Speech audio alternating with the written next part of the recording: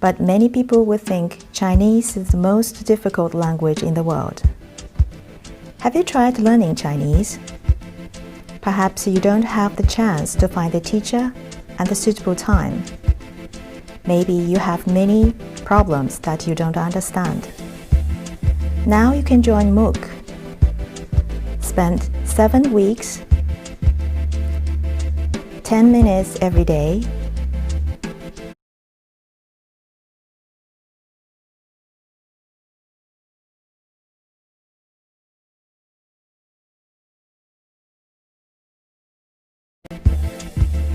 You're going to learn titles including personal information, daily life, food, shopping, city, weather, and hobby.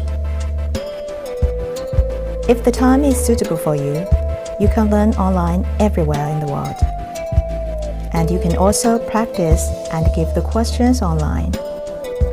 And what is better, this is the speaking course for beginners. You don't have to learn Chinese characters. This will make the learning easier. Then why wait? Let's start.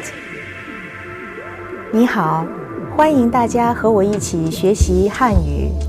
第一课，个人信息。